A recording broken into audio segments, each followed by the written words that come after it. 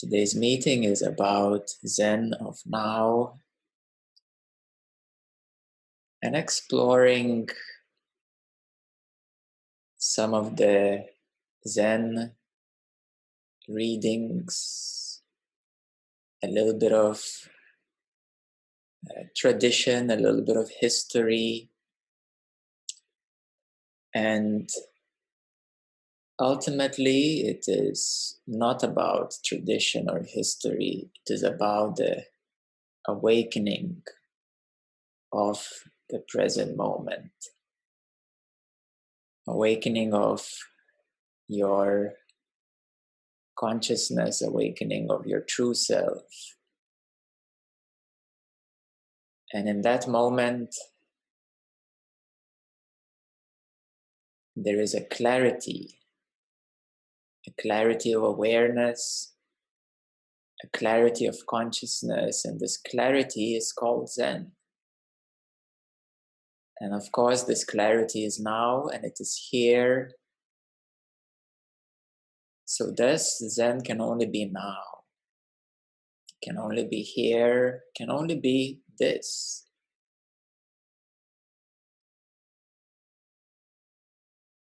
And the mind has many 10,000 aspects, and they're all interwound, intermingled, interlocked, interconnected, very complicated. However, there's a great simplicity in awareness itself. It is so simple that it pierces the mind. It pierces through conditioning, the veils, and it starts with simple noticing. It starts with simple noticing in every single moment what is happening now. With complete honesty, with complete transparency, with complete nakedness,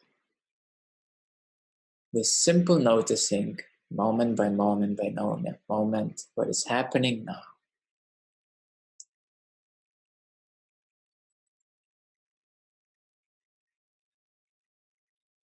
Today I would like to read a little bit about the beginnings of Zen. The early encounters, we may say. The teachings of Zen Buddhism can be summarized in a few words as a special transmission outside of scriptures. No reliance upon words or letters. Direct pointing to the mind. Seeing into one's own nature and the realization of Buddhahood awakening.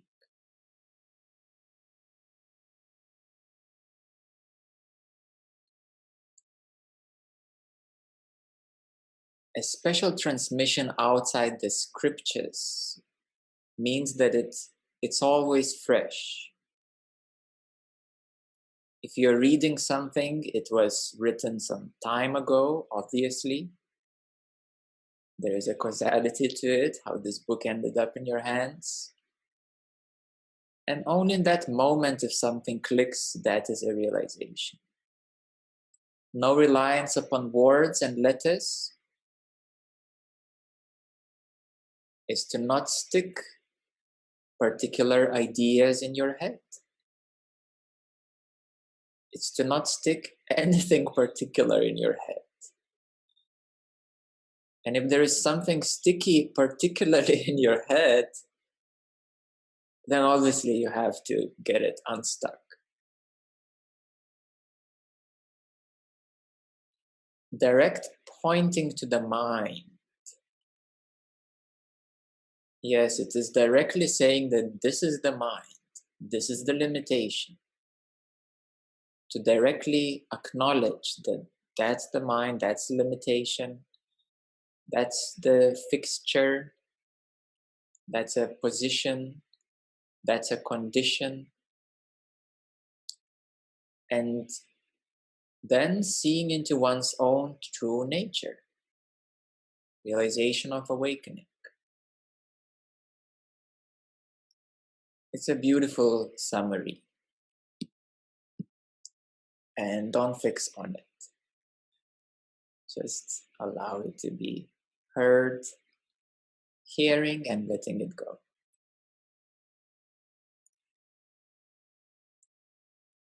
Sometimes this path, the spiritual path, the path of awakening can be said, there's a saying in Zen, it's like a mosquito trying to bite an iron bull. It's when the mind tries to fix onto the truth. It's like a mosquito trying to bite on the iron bull. It just doesn't happen. It just doesn't stick.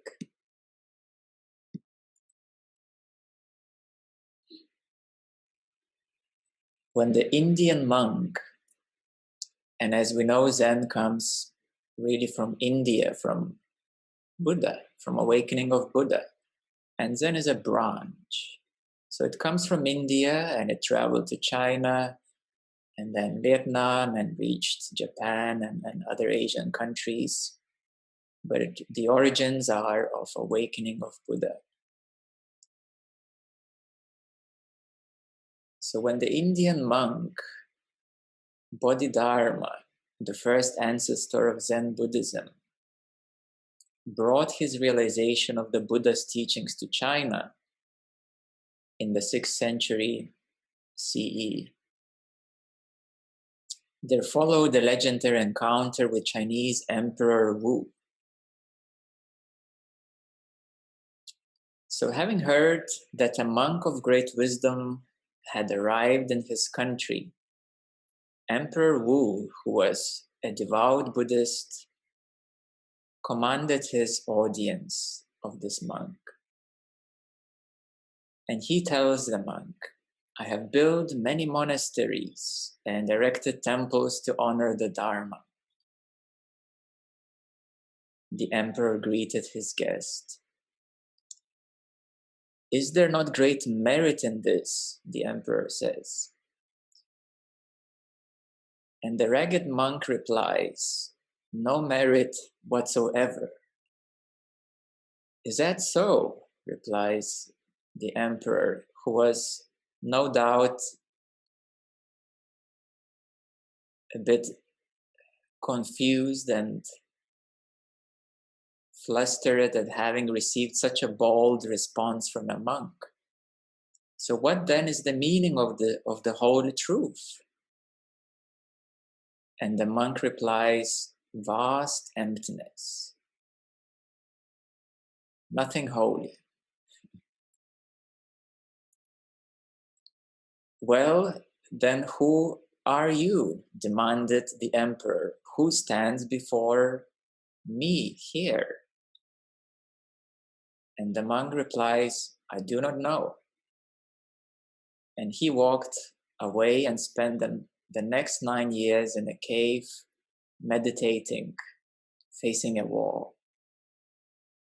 And thus began the school of Buddhism known as Zen, or Chan as known in China. And the tradition of these Zen stories, which are mind-to-mind encounters of the great matter of the Dharma. So these encounters have been passing away for the last 1,500 years, and many stories have been accumulated and known of encounters with these awakened beings and direct meetings in which the truth is revealed. So therefore, in this little story, which is the introductory story,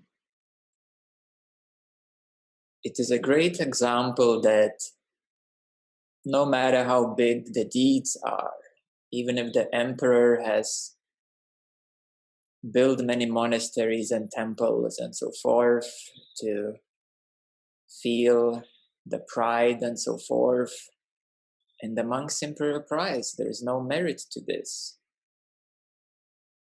Because it is not about pride and it's not about what one thinks, but it is about awakening of the truth. And he called it the vast emptiness. He said, there's nothing holy. So sometimes we think that something is holy or something is divine. You know, we might have a little sculpture of Buddha or you know, in Christianity they have Jesus and so forth, or there is a temple and this and that. And that represents a symbol. However, even a simple rock on a road is as holy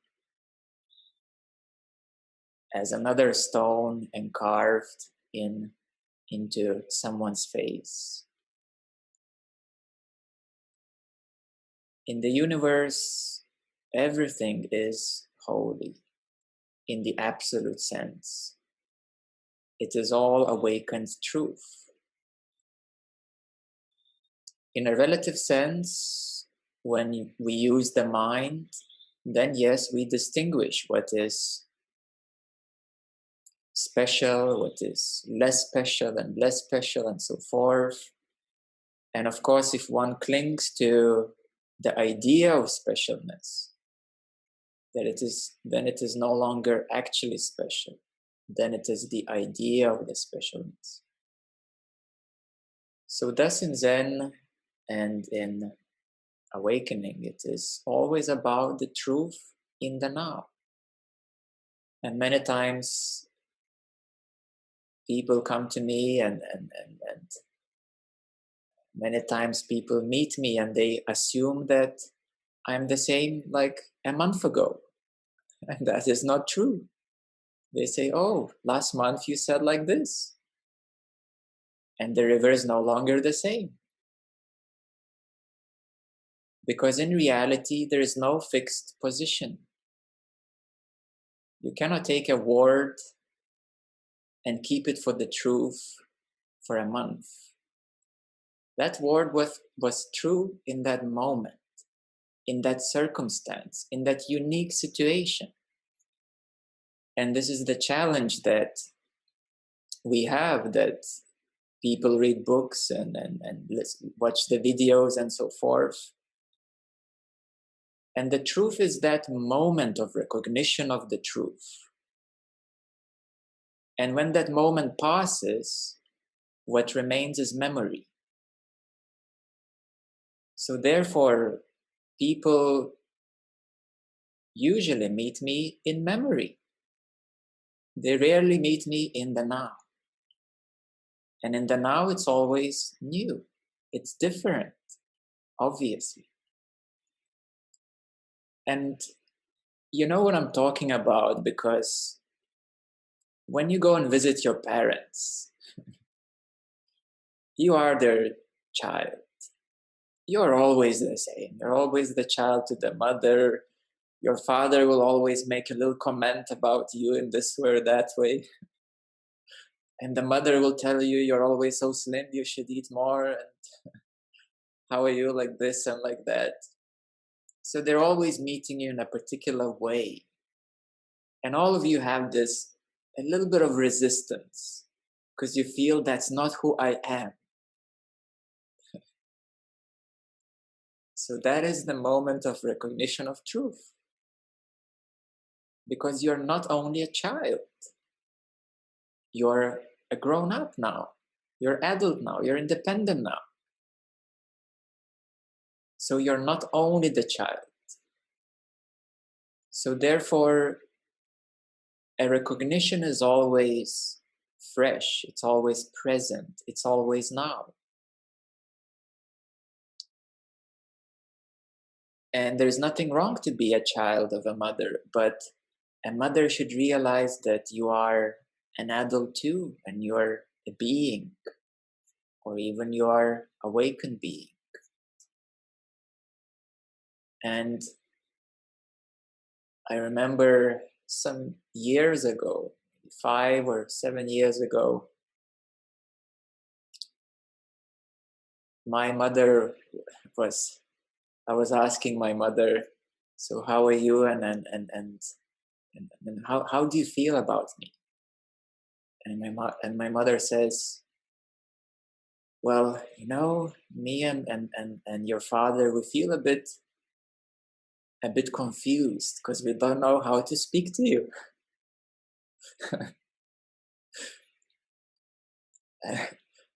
and I replied, don't worry, I'm still your child.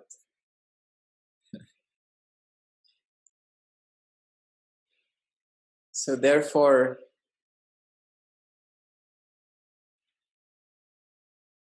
a meeting should always be present.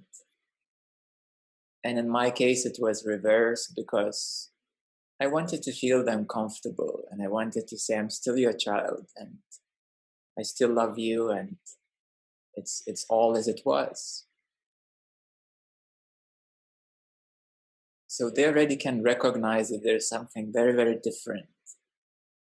But in most cases, you know, the parents would see you in the old way, and your old friends would see you in the old way. You know, your schoolmates and college friends would always see you in that particular way.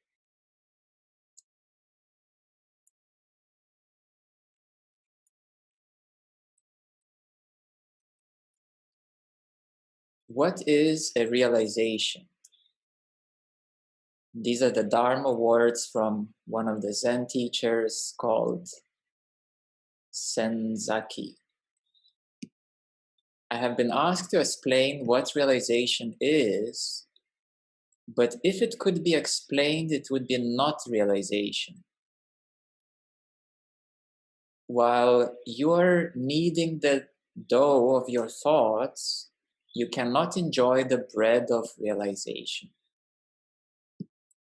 Walking through the forest of thoughts, just keep on walking until you find yourself cornered in a place that admits neither of advance nor retreat.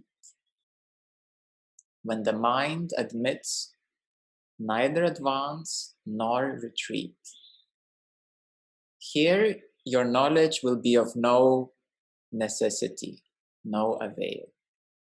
Even your religion will be unable to rescue you when the mind is cornered. If you're really eager to enter realization, just go straight ahead, holding tenaciously to the question, what is realization? March on bravely. Use your own sword. Carve out a way for yourself. Many people are following the pathways of others. You need to carve your way for yourself. There will come a time when all of a sudden you will lose hold of your sword, and at that moment, behold, you will have gained your true self. There's a wonderful description of what realization is. You have a double-edged sword. It's called your awareness. And you have to cut through the forest. You have to keep cutting through it until the path is clearer and clearer. And as you're cutting your path through this forest, you will look at this double-edged sword and you will realize that awareness itself is realization. It is always present, it is always here, and it always cuts on both ends of duality.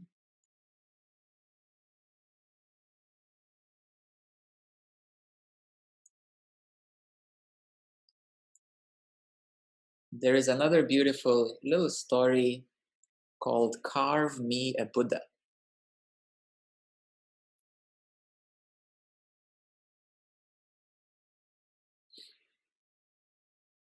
So before a person called Soke came to America, when he was just beginning to study his Zen, his teacher arranged a meeting for him with Soyen Shaku.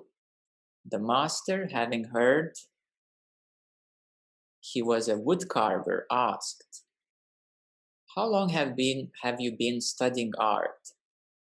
6 years, the woodcarver replies. The monk says, so can you carve me a Buddha, please? The woodcarver returned, so he was working on this project, carving a Buddha. And then when the monk returned a couple of weeks later, the woodcarver gave him a statue, a beautiful statue of Buddha. And the monk says, "What's this?" And he threw it out of the window into a pond. It seemed very unkind to the woodcarver, and he asked for explanation. "Can you please explain why you did so? Because I've been working on this wood carving for a long time. It's a very special one and beautiful one." And the monk replied, "I ask you to carve a Buddha in yourself."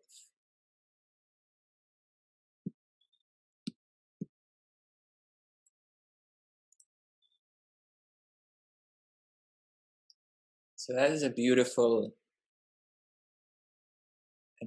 analogy, a beautiful story of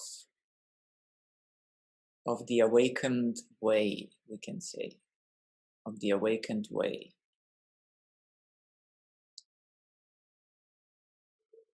Many times people come to me and they say, well, there's no way around with you. And I say, of course there isn't. And sometimes they say, well, I'm one of your best students, but it's never really perfect. You know, there's always something more. And yes, I reply that it is about non-camping. It is not about how perfect you have learned what I said, how perfectly you have practiced what I told you. It is always about this moment. It is always about this moment.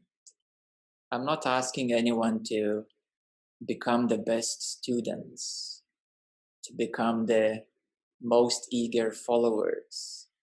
That is not my purpose. My purpose is to help you awaken. And therefore, sometimes it's not easy. Sometimes it's tough. And that is part of awakening process. There's toughness when it's needed. There's love when it's needed. But it's always for the best of your awakening. It is always for the best of your awakening.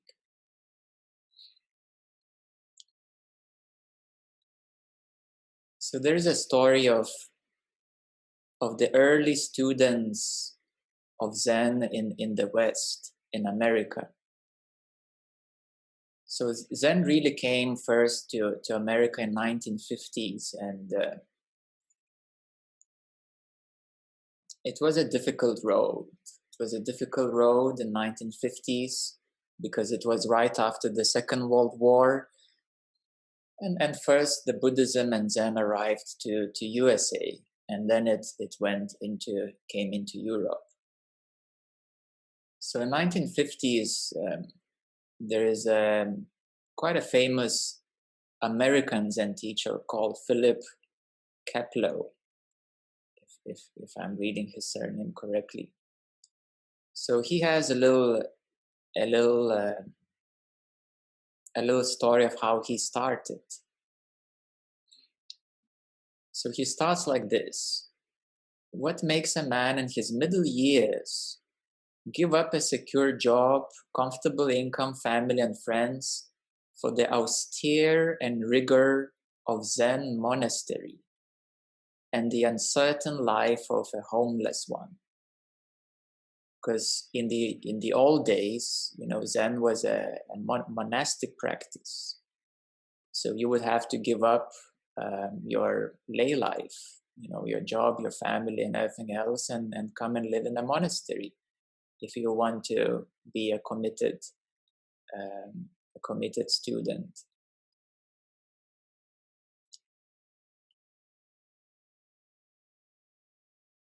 And he further writes, it was painful tensions, exhausting restlessness, painfully felt inner bondage, or the need to understand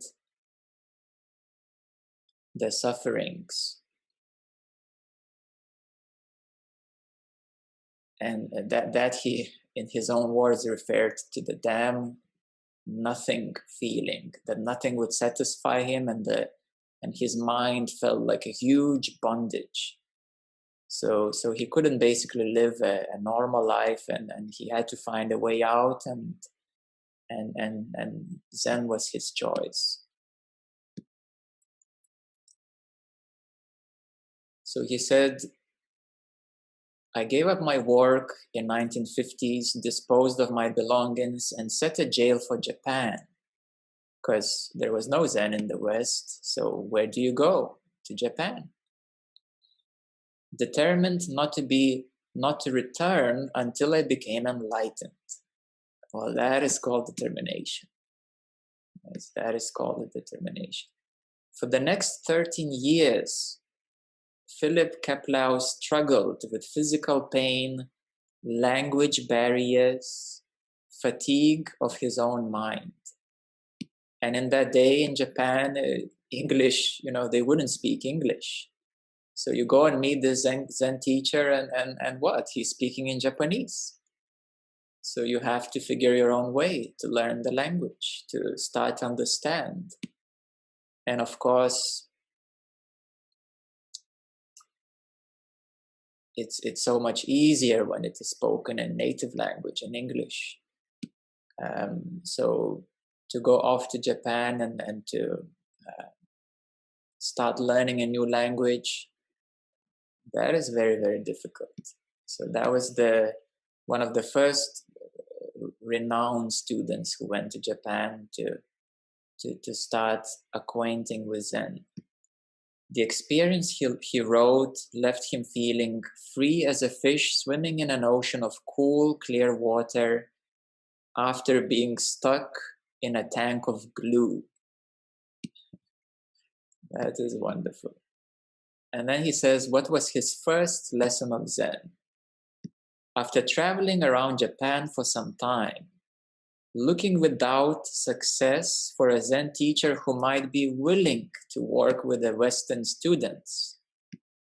Because, they would say, well, Westerner, they had certain ideas about Westerners. So it took him quite a while to find a teacher who was willing to accept him as a Western student.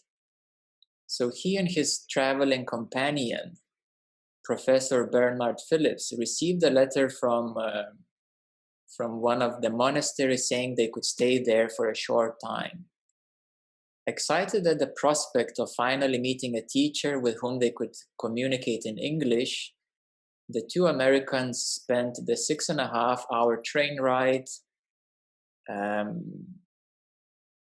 going towards the monastery. On their arrival that evening, the Zen monk greeted them and asked if they were tired from their long trip and they needed to rest. And they said, yes, we're a little bit tired, but we have prepared a number of questions on the subject of Zen that we And he said, stop, stop, stop. After you do Zazen, which is a sitting Zen practice, you can ask whatever you want, he says.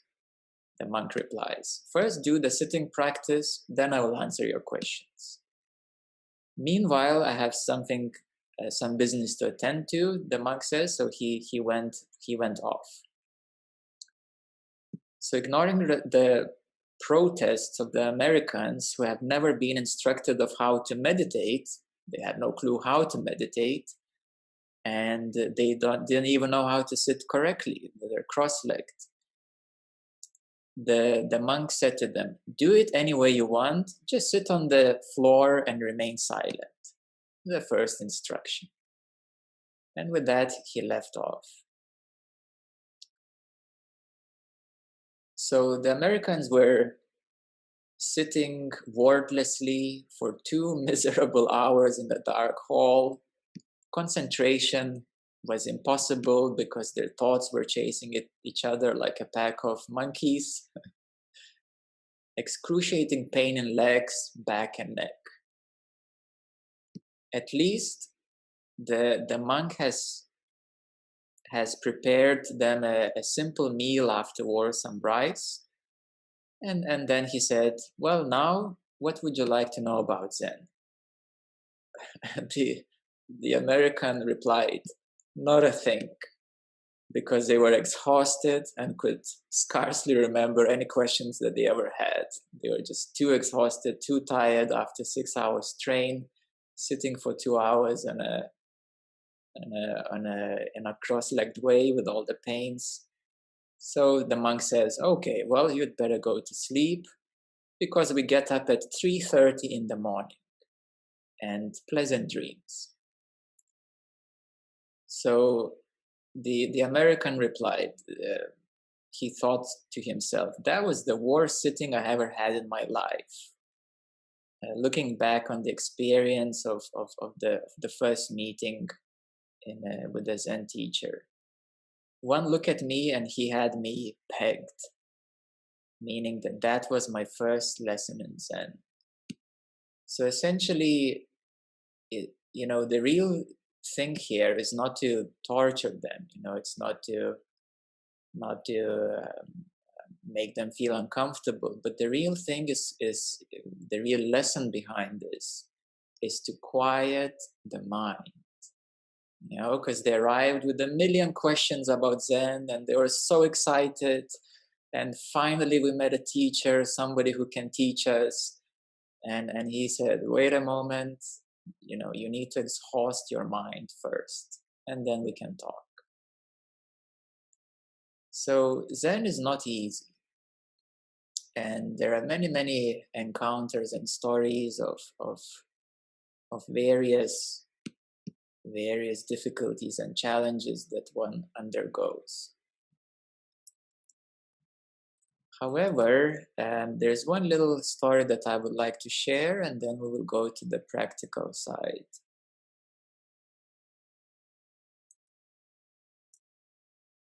Yes, that's the one. So this story is called The Two Pots.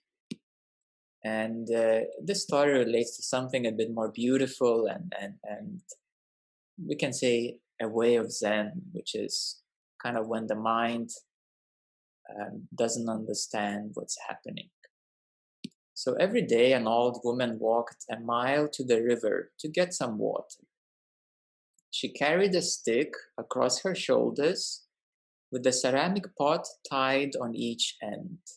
So she had a stick on the shoulders, 2 pots tied up, walking a mile every day.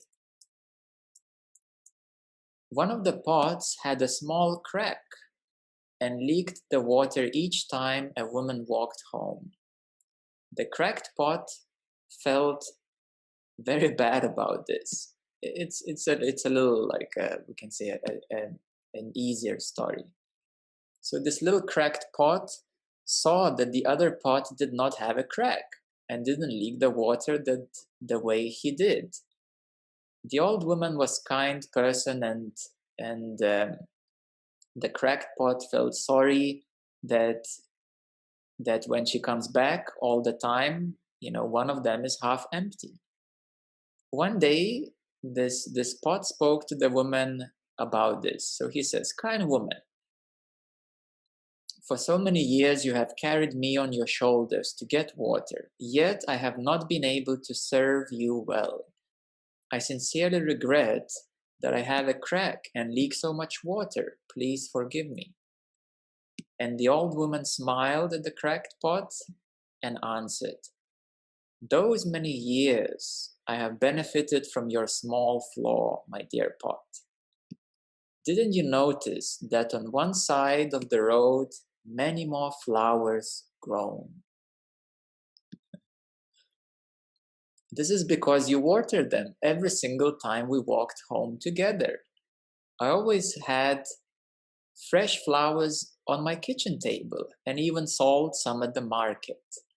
Don't you see, it's precisely your flaw that is your greatest gift to me." So this is a beautiful, just a little beautiful story. So we always need to come out of the mind. And if something is happening in a particular way that your mind cannot understand, there is a deeper reason behind. There is a bigger picture always. So bit by bit, as you awaken, you start to notice these hidden reasons. You start to read and understand between the lines. You start to see your life circumstances as lessons, we may say. You start to see your pains and worries, that there is a lesson behind them, that there is something to look deeper, that there is something to uncover. And even if your mind cannot understand, it doesn't mean that something is wrong in this way or that way. Maybe there is a precise reason why one is like this. And there is a big variety of people with, some people are more intellectual, other people are more feeling-based.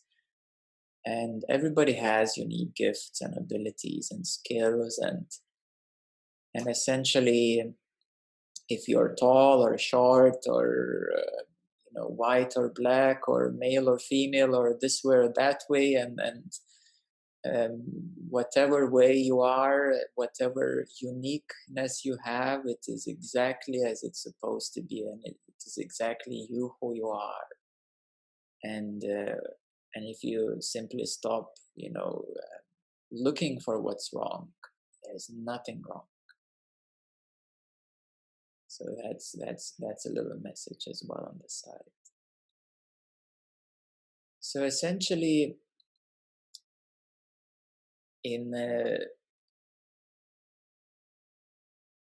it is a recognition of the immediacy and freshness of the now. The immediacy and freshness of the now. And this immediacy is inviting you, the Zen of Now, the immediacy of now, is inviting you to step out of the river.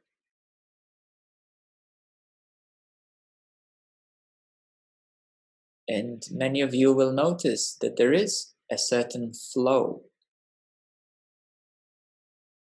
That flow is energy. That flow is mind. That flow is understanding. That flow is called life, or I call it the river of life. And awakening is like stepping out of the river. It's like saying, "Oh my God, I'm wet. I should come on the shore." You suddenly awaken. You realize that you're wet. Maybe you've been swimming along the river, and sometimes you were swimming opposite direction, opposite the river, struggling. That's called struggling. Life wants you to go there, but you're struggling upstream. But whether you're struggling or you're just flowing along, you need to step out of the river. And that is the immediate now.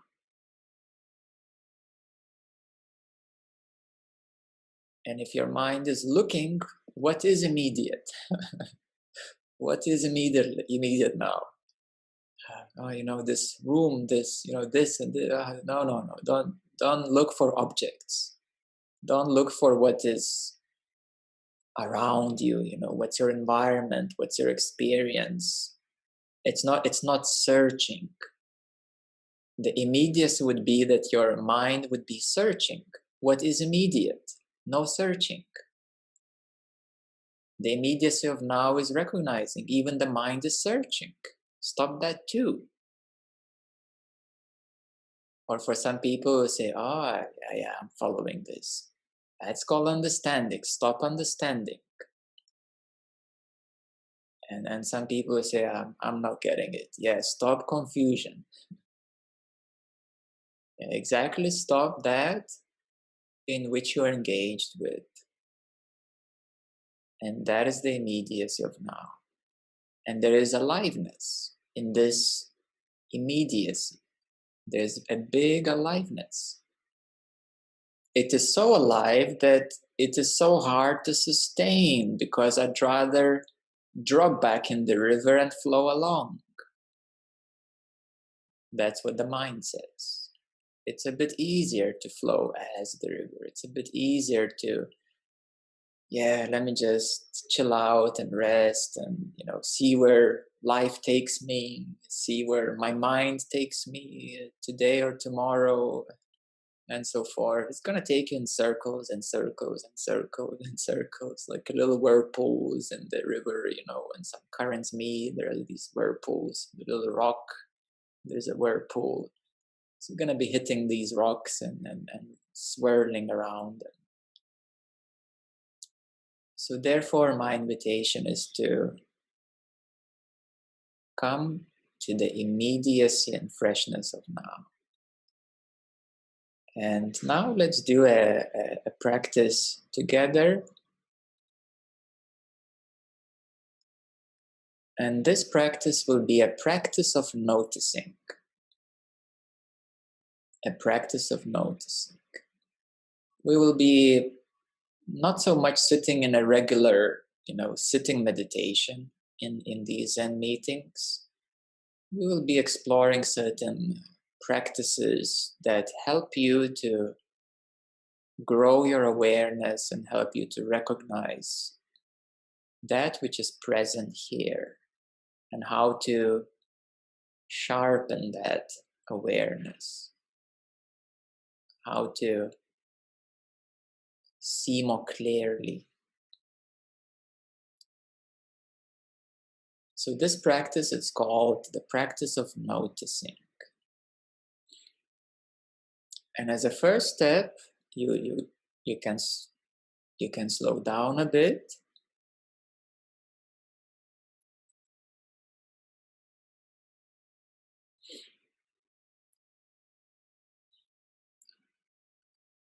Slowing down helps to bring the mind to the center.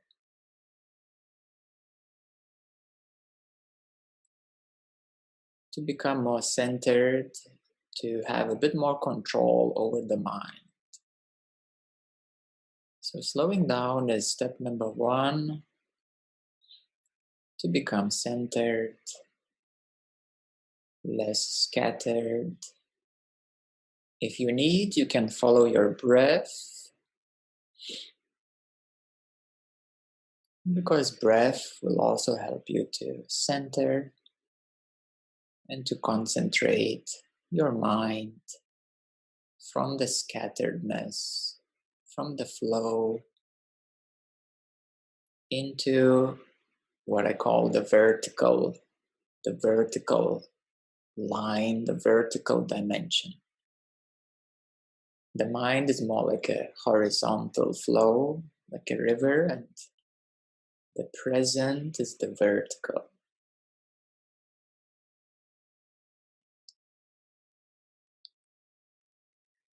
And in this practice, I invite you to very gently notice your experience. To very gently keep noticing your experience.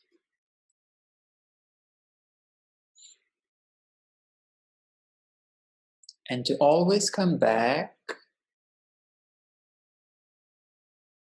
to the center. If your mind wanders off, if you get engaged into energy, if you zoom into a space, come out. This is more of a Zen practice where you come out of the flow.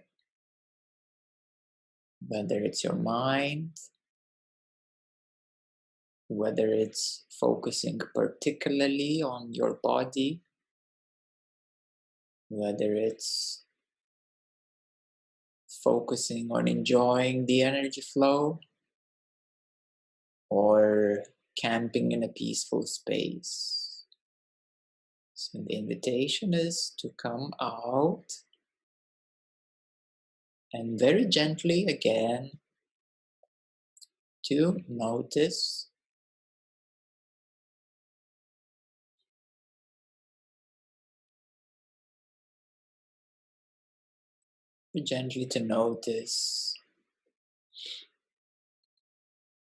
your experience. What is exactly here? What is exactly now? Even if you can't define, and I'm not asking to define what is your experience. There's no need to define it. There's no need to label it. Simply to notice what it is.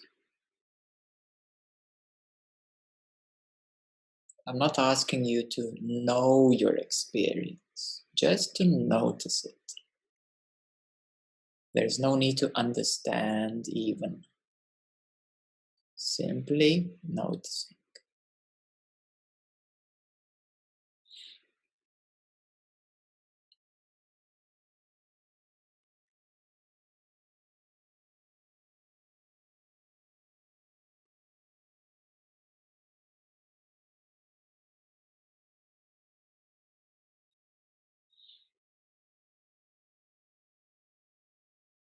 This very simple noticing is very, very special.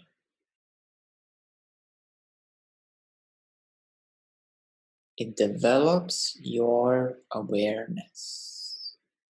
It grows the strength of your consciousness. So the simple noticing is like a seed of awareness. And as you water it, and as you allow the sunshine to shine upon it, by practicing this simple noticing, the seed is slowly growing.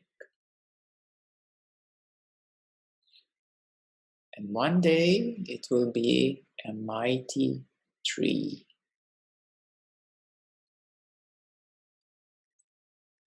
You can call it the tree of awareness.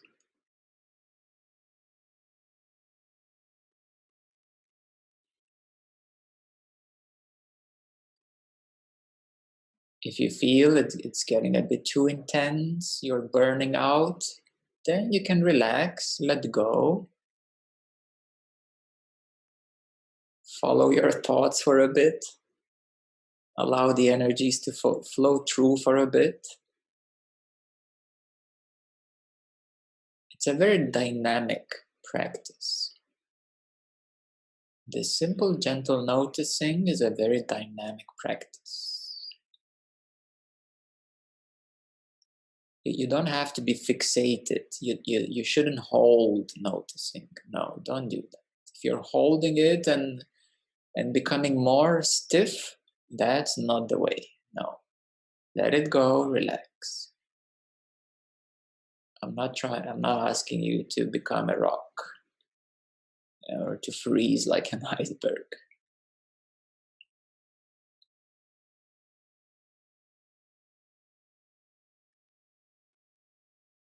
So you see that this simple noticing is very soft.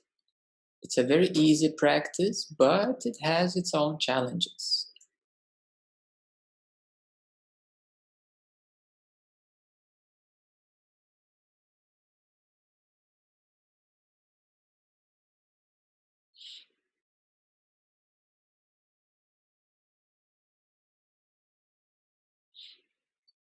And it's very important that you really, really understand the importance of this practice, because it is growing your awareness, cultivating the seed of consciousness. So day by day, time after time, you can do it in a meditative way. Once you become better at it, you can even do it anytime, anywhere. You're standing in a queue, you can keep noticing what's happening. You are driving a car, well, you need a certain focus to drive. You can still see what's going on, but of course, ideally focus on driving. But as you learn it more and more, you will be able to cultivate it real time, every moment.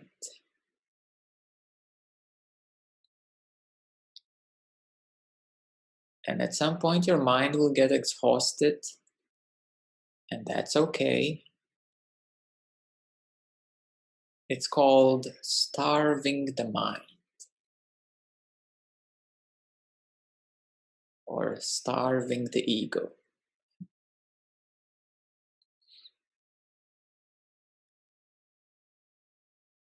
But if you are on the other side, if you are freezing and becoming very stiff and very tensed up, then it's time to relax. It's time to let go. It's time to just do whatever you need to do to take it easy. And when you feel that now you're ready again to practice this simple noticing, then you can continue.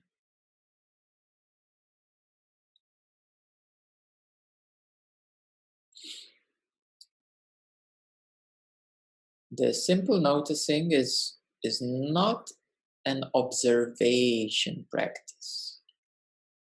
It's not really detaching yourself from, from whatever is going on and just becoming the observer. No, no, no. You are still here and your body is still breathing and your emotions are still here, and just simply noticing whatever is here. It's the practice of awareness. It's not a detached observation.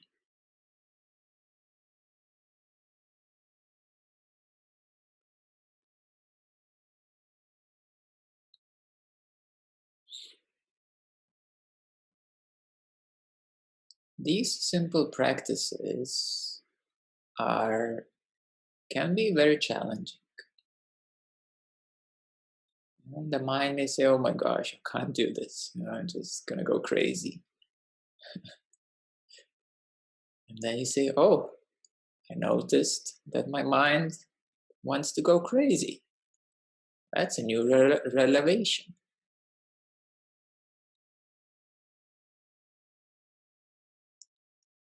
Or you say, oh, I feel bored. Oh, that's another new revelation. Boredom creeps in. in your awareness, in your experience, something comes in. So you see, your mind changes. Your mind changes. That is the point, that your mind changes. And you cannot freeze yourself to notice. You have to be alive and fresh. Now these we can see are the goals, the objectives, which are not to freeze, not to fall asleep, not to get bored, but these are changing states of the mind. If that happens, it happens, it's okay. But the goal is to be fresh. Freshly noticing, softly noticing. You don't have to be like a laser, like focused. No, it's not about developing your focus. It's not about concentration. It's a simple, soft noticing. Whatever your mind, your emotions, energies, body are doing, and even whatever your attention and focus is doing.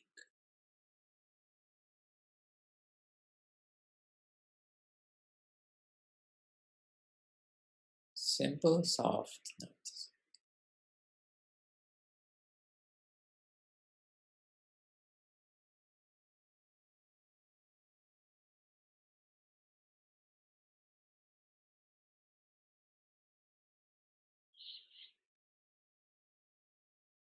Okay, and for those who are ready, you can slowly start coming back. And of course, you're welcome to stay longer in your practice.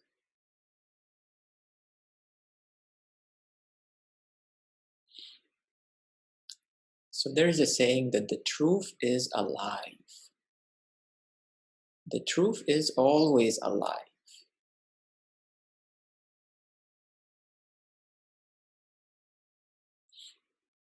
If you already know something, that's already old. That's called knowledge. It's not called the truth.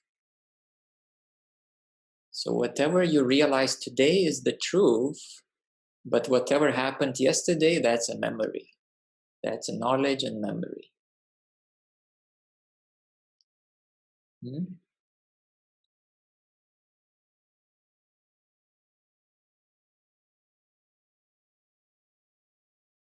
So therefore, your intellect, your smartness, your knowledge, your knowingness, that's not the point.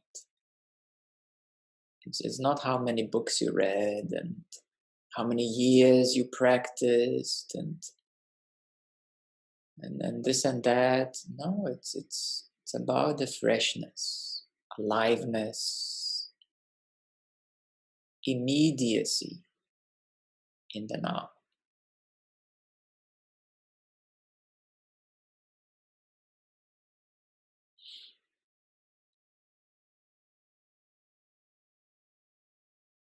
It's about how immediate you are in the now.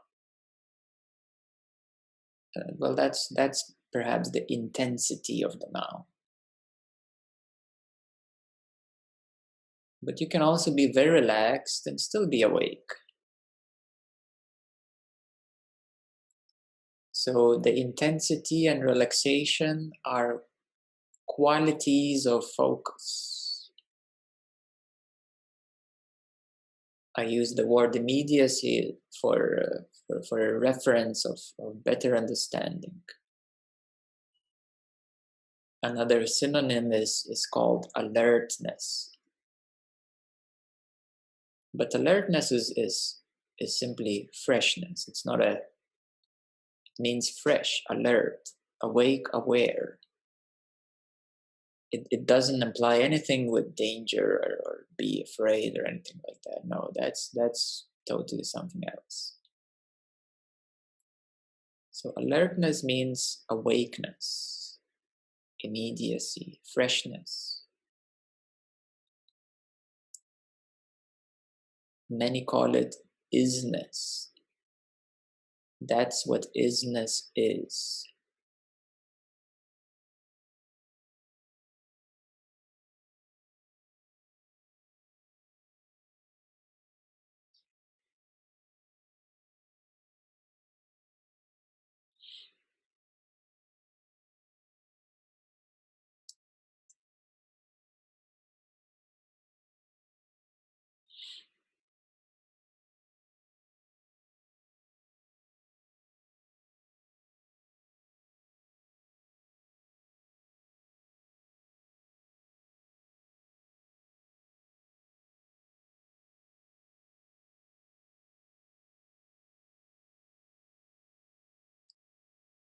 It is also known as the middle path, and this is quite a big subject. The middle way, the middle path. So it's neither being stiff or rigid, nor being too relaxed and bored or sleepy. So the simple noticing is very awake, fresh.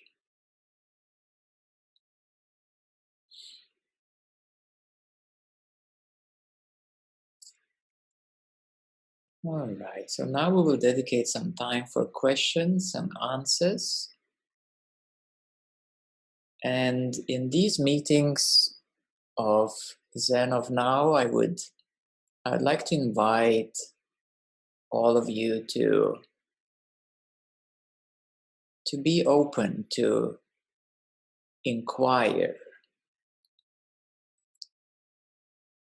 and to be open to engage in a dialogue of inquiry, of inquiry into this experience, into this immediacy, into this noticing.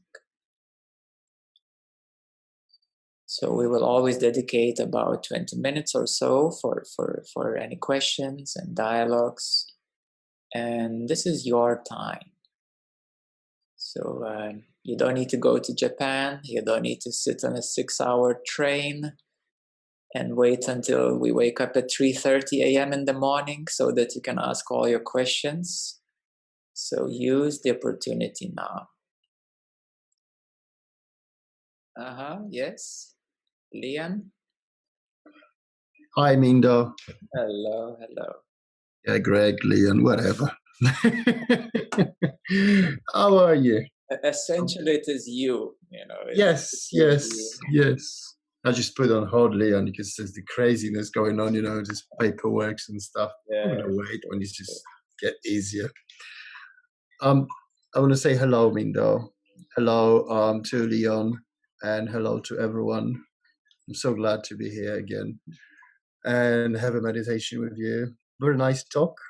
Wonderful talk, Mindo, as usual. You are really master of your craft. Especially that part about love, there was a little bit of, it's just the frequencies. I love to talk about love because it's even magnifying these feelings and so nice. And also, good to know these things, good to know. I ain't got questions, but I have so much happiness to express and gratefulness to be here and say thank you again for your all service, Mindo. This is so nice and so good, so awesome, amazing what you're doing, and thank you so much, and love and peace. Much love to you, Greg, too, and yes, much gratitude as well. It's shared and multiplied. And this love and gratitude is shared and multiplied. Thank you. Thank you as well. Hello. I actually don't have so much of a question for you today because the practice went really well. I was having a really difficult day today, and I came with a bit of almost like desperation, and ultimate surrender to the meditation, kind of like, please give me something I can use today almost, and I did exactly as you said, like to become aware, to notice. And I remember I just went, okay, I'm here, I'm breathing, and I'm having these thoughts. And a little switch went, you're living a false sense of identity, because I recognize this, every day is changing. The body is not tied with your thoughts, but so happens that your mind is in your body. Yes, exactly. And it just feeling this ripple effect of all this like tension that is stuck and stemming from this I, this false sense of me.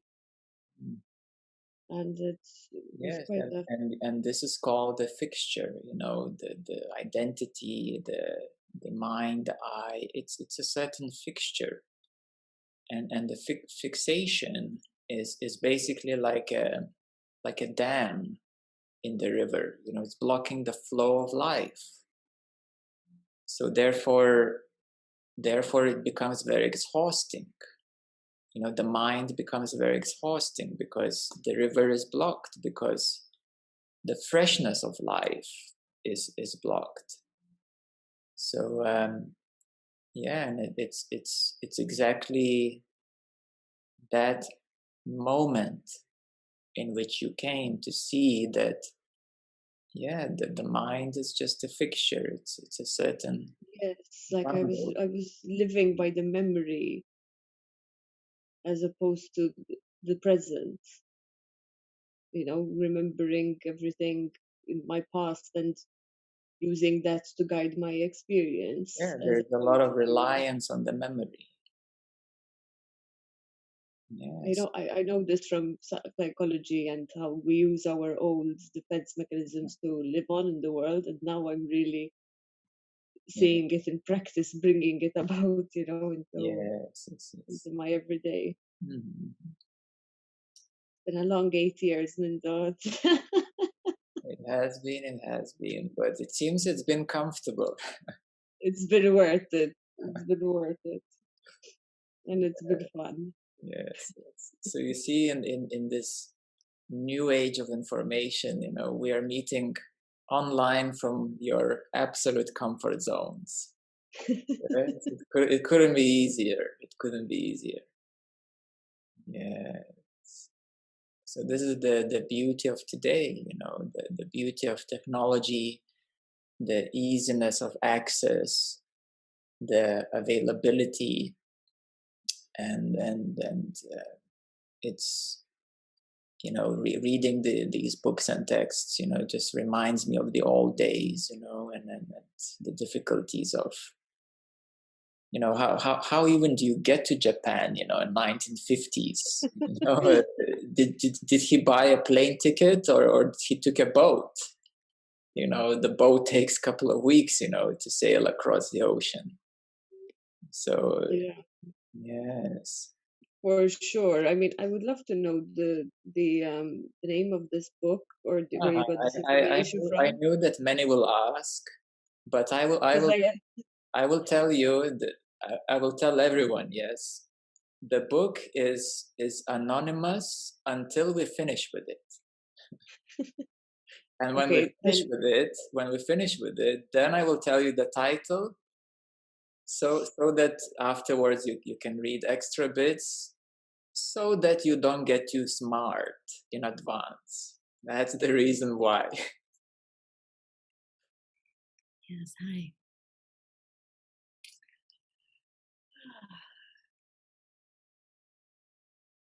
So I noticed that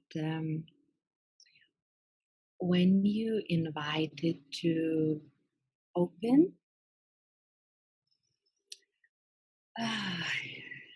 my whole system responded in fear, And yes, I just noticed the gap and that kind of disability to actually open in the ways I would like to. And this is here. Yes, that is okay too. And I just feel sorry for myself right now. This is here too.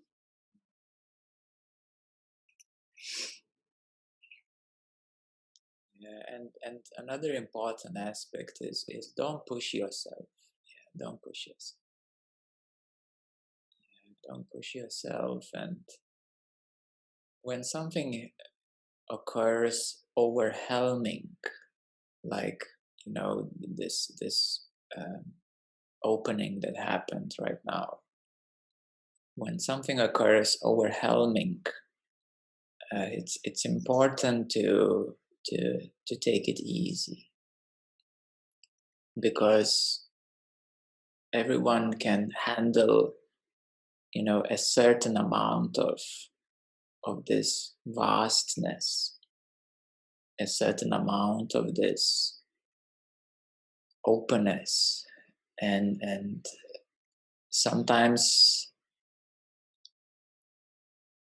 there is more familiarity with with your own energy system, with your own usual feeling of yourself, and in this inquiry the importance is not to get overwhelmed. The importance is to recognize that this openness can be also quite unfamiliar, perhaps, and it can open something much deeper that is maybe beyond the comfort zone, and that is okay, and that is fine, and the best thing when that happens is to love yourself, and to take it easy, and to soothe the overwhelmingness, and then to recognize that there is simply something more, and there are things which are deeper, and there are ways that you can connect to these deeper places in a soft way. Sorry. Yeah, so there are ways also,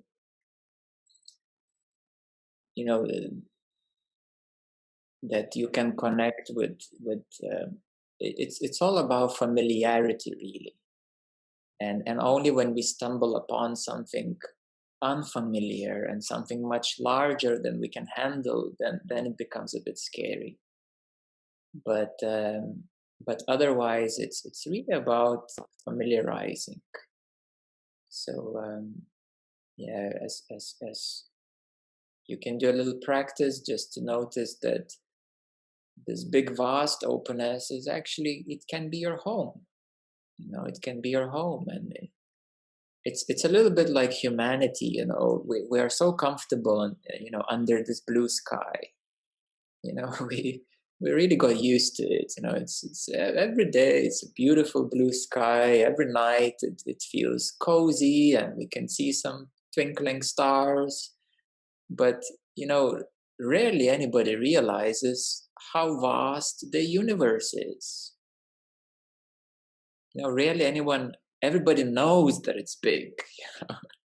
Everybody knows that the universe is big, but rarely anybody realizes how big it is and feel it, actually. So it's the same way, like from a little home, recognizing there is a bigger home, and it's nothing to be scared about. it's about gently familiarizing. So what is beyond the blue sky, and what how bigger it is, and actually it's a bigger home. So that's a way of familiarizing.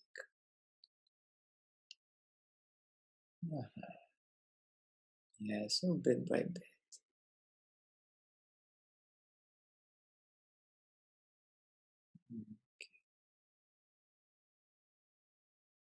Martina, are you still there? You had your hand, huh? Yeah, I am. Hmm. Hello, dear Mindo. Hello, everyone. Hello. I just wanted to share that I'm always very much touched by your words, but I came in 10 minutes late, and your words tonight brought a new kind of, it's like a wave of new Zen energy that was really almost blasting my third eye. And at some point I really had to kick myself out, otherwise I would have burned like in the midst of something. It was really wow. And yeah, seemed as if this new wave of energy from the Aquarian time combined with your Zen meditation could be a very new key to all of us. And I wanted to thank you very much for this. Yeah, it's really a newness to my cells sweeping over here. Yeah. Yes, Mhm. yes, indeed,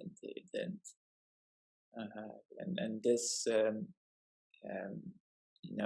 this newness, or this Zen of Now, it was coming to me bit by bit, and those who are closer, that we would be during the retreats or travels, we would meet at the table and have these Zen conversations of now. So it's been here for years actually, and I felt that now it was the right time to start bringing it out, and to open it up, and within myself there is a very strong energetic lineage. I know that in the past I was certainly practicing Zen, and I feel that it's in my bones, you can say. So therefore it's also for me too, it's a new but old journey. It's new because every moment is new, but it's an old journey because it was done in the past, and I know it, I feel it in the bones, and yes, and at the same time it's beautiful to bring this freshness. And I was very surprised actually, as I started to investigate and look into the current Zen movement, and for example, Alan Watts, quite famous author. He was never official in Zen. He never had any teacher actually, and he never even did any formal practices as such. And yet he was quite famous in USA, and that was like in 60s and 70s. I don't know when he passed away, but probably somewhere around 2000s or so, if I'm I don't know exact date. And as I'm looking more and more, I'm seeing that Zen found a way into the West, and there is no more need to be monastic, and there is no more need to break your bones and your knees and your hips by sitting on a Zen cushion for hours and hours. And as always, it adapts to the people, to environment, and to the new age. And we're living in the age of information. Now we're opening to the new Aquarius age, to the quantum age, and it's well, really, you have to ask, what is the Zen about, really? And the origins come from awakening of Buddha, and it's simply a branch of awakening. And in this branch, they really try to not be ritualistic and not be traditional in a sort of, not to be sort of as a religion or as a to have as least as possible any traditionalisms and religious stuff and so forth, and that was the purpose and the origin of this Zen branch. And of course, in China and Japan, it was kept, as a lineage of teacher to student, and what is called through a transmission, and now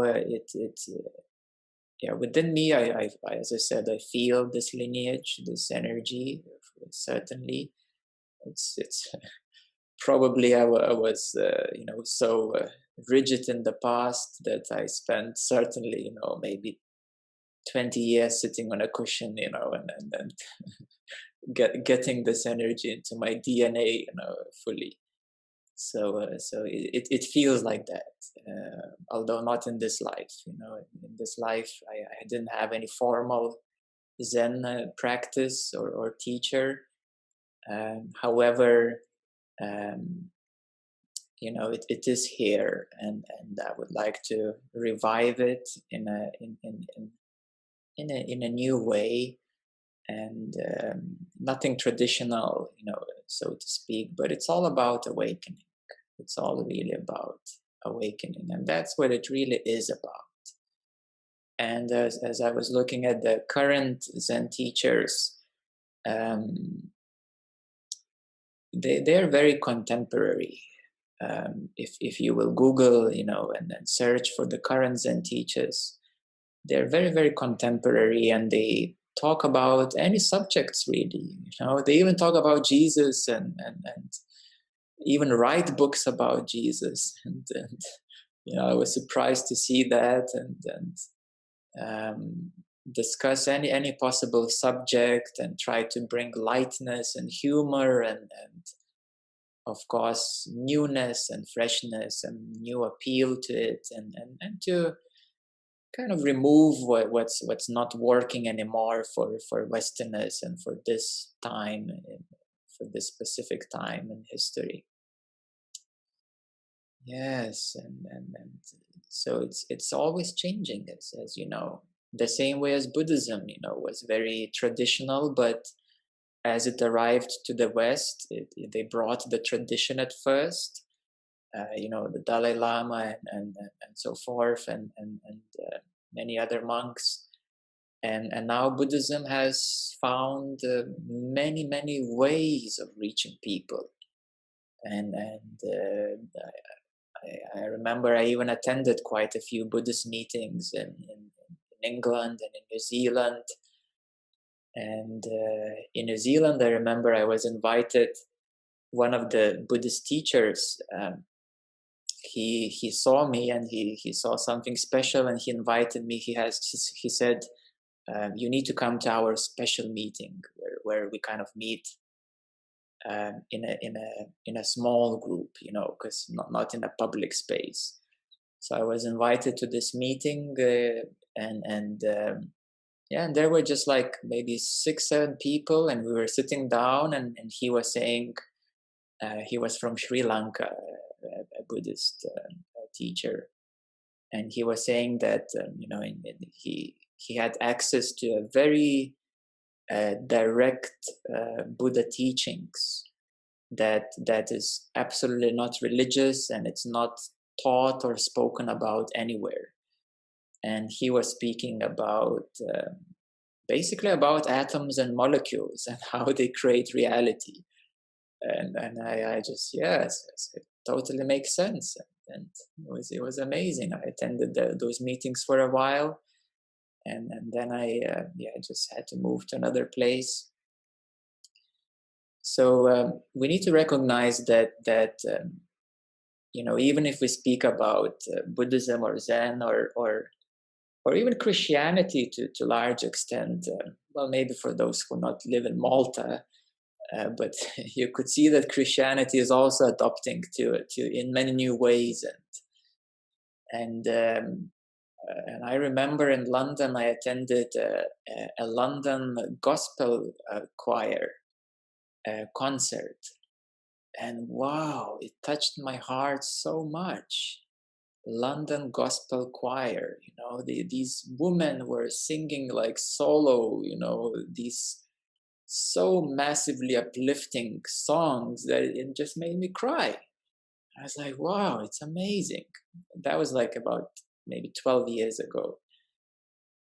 And wow, and it really touched me deeply, and I realized, wow, if I had that when I was a kid, I would have loved Christianity, you know, because it was totally amazing.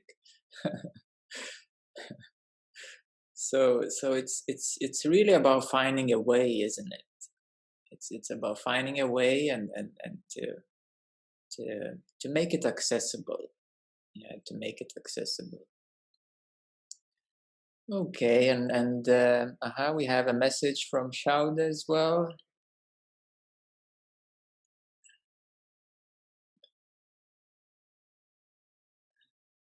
Yeah, she said she just sometimes falls asleep, and it's okay, and of course it would be helpful, Shabd, if you're still here, to practice a bit of single pointed concentration, because when the mind falls asleep or when the mind gets bored, there is a lack of concentration, and therefore it would be very beneficial for you to practice what is called a single pointed concentration meditation. And if you want to send me a message, I can give you access to our guided meditation. Yeah, so just let me know, and that would be very, very beneficial. Because really your mind should be neither too focused nor too relaxed. Yes, your mind should be right in the middle, neither too stiff nor too loose. And that's where is the place of noticing. And that's where awareness can shine in. The awareness can shine in.